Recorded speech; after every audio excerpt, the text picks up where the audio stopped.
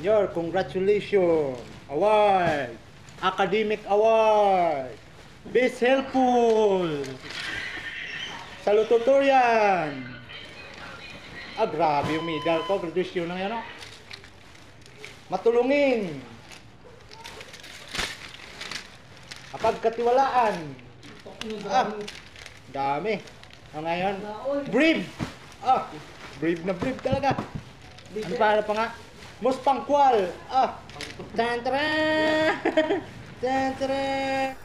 So bago nga pala ang lahat mga idol, binabati natin na magandang araw at congratulations nga pala sa mga estudyante ngayon na nagtatapos sa kanilang pag-aaral. Let's go! Ido TV nga pala mga idol, nagbabalik.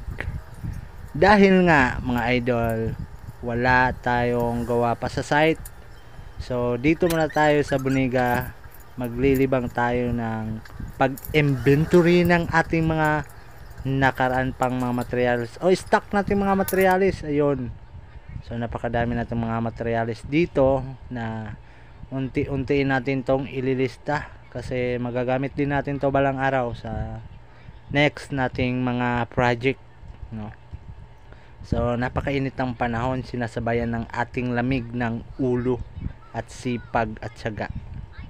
So sa mga estudyante, shout out sa inyo, mag-aral kayo ng maigi para matulad kayo sa amin na nag-aral din ng maayos. Alright, so congratulations sa lahat, no?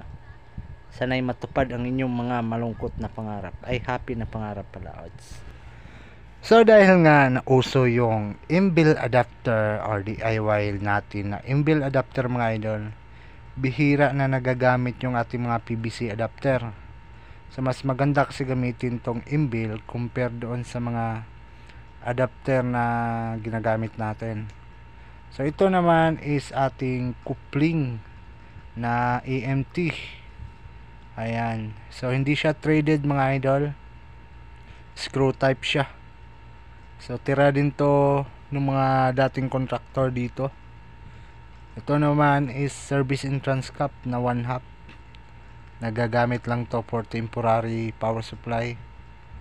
Ito naman is 1/1/2 na mill adapter EMT, screw type din, hindi din siya threaded. Kapag threaded kasi may thread yan sa loob.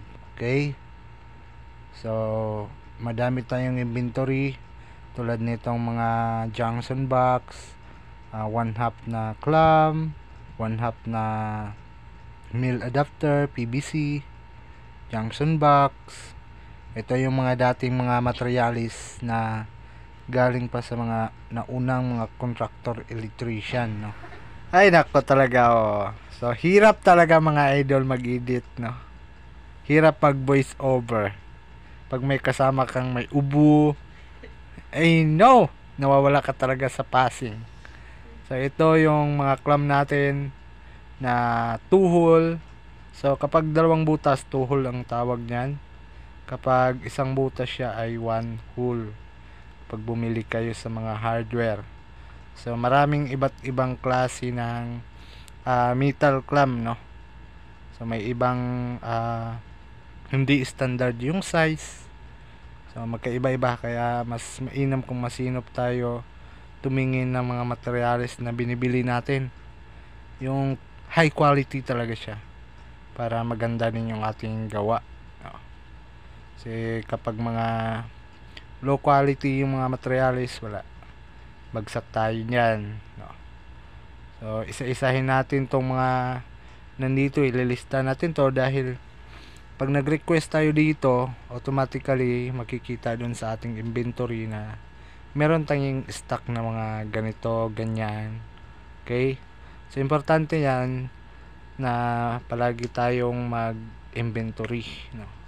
Ito naman yung isang adapter extension, no?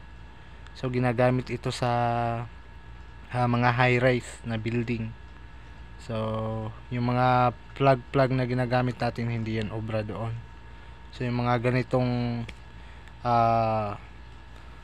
adapter yung required doon sa mga high-rise na building, tulad ng mga DMCI, Megawide, Yan.